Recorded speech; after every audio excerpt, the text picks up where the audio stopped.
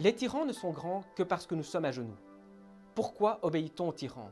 Qu'est-ce qui explique la pérennité d'un Bachar el-Assad ou d'un Mugabe?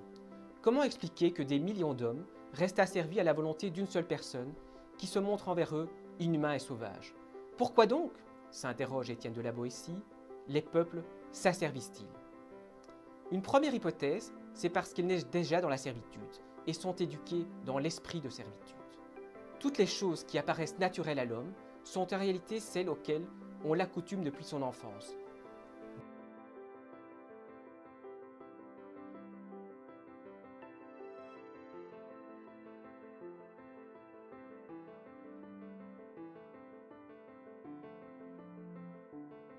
La première raison de la servitude volontaire, c'est la coutume.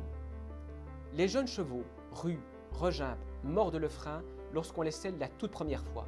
Par la suite, ils s'y habituent et tirent même une certaine fierté à se promener sous un harnais. Les hommes font de même. Ils prétendent qu'ils sont toujours sujets et que leurs ancêtres l'étaient aussi.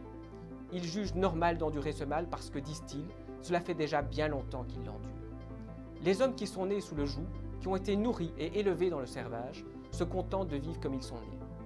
Il faut avoir pitié et pardonner à ceux qui, n'ayant jamais goûté à la liberté, ou même qui, n'en ayant jamais entendu parler, ne s'aperçoivent pas du mal qu'il y a à être esclave. On ne se plaint jamais de ce qu'on n'a jamais eu.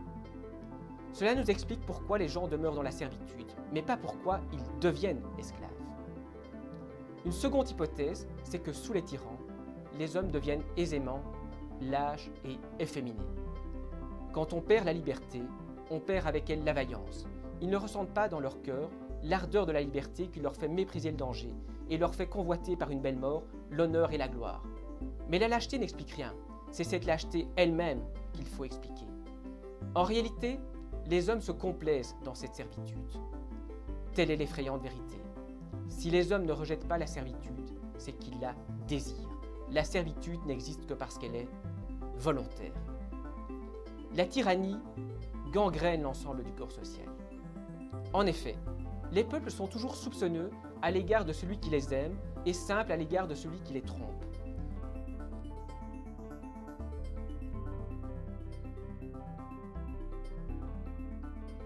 Ils s'allègent vivement à la servitude.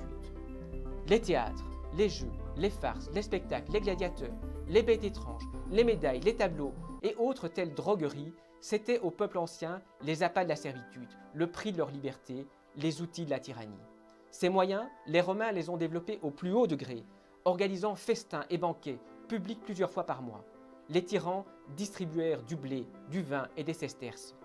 Le peuple leur en était reconnaissant, sans réaliser que ces récoltes et cet argent, c'était en réalité les leurs, que les tyrans s'étaient appropriés.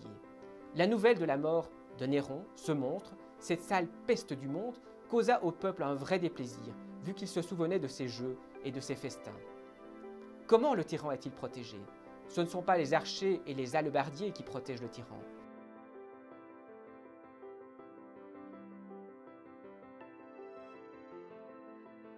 Ce ne sont donc pas cavaliers, fantassins ou autres soldats qui assurent réellement la sécurité du tyran. Comment est-elle dès lors garantie? Réponse, par ces quelques personnes qui ont l'oreille du tyran. Ce sont toujours 4 ou 5 qui maintiennent le tyran, 4 ou 5 qui tiennent tout le pays en servage. Ce ne sont jamais plus que 4 ou 5 personnes qui se sont rapprochées du tyran ou ont été appelées par lui et qui sont devenues les complices de ses cruautés, de ses voluptés et de ses pillages. De ces 4 ou 5 personnes dépendent 600 autres. Ces 600 personnes tiennent à leur tour sous eux 6000 personnes. Ces 6000 personnes gouvernent des provinces ou gèrent des deniers. Quand on continue, on voit que ces 6000 personnes ont également des obligés. En bout de course, on verra que des centaines, des milliers, des millions de personnes se tiennent au tyran par cette corde. Ce sont là les vrais soutiens de la tyrannie. À tous les étages, les gens souffrent du tyran. Ce dernier utilise les gens comme un bûcheron, utilise des morceaux de bois qu'il vient de fendre comme des coins pour fendre d'autres bûches. Ces personnes sont néanmoins contentes d'endurer le mal que le tyran leur fait parce qu'elles peuvent en faire encore davantage aux personnes situées en dessous d'elles. Ces personnes sont souvent étonnantes de méchanceté. Ces personnes sont honnies par tous. Le peuple accuse généralement plus volontiers les proches du tyran que le tyran lui-même. Le peuple les tient plus en horreur que des bêtes sauvages. Que faire pour se débarrasser d'un tyran? C'est aussi simple à comprendre que difficile à réaliser.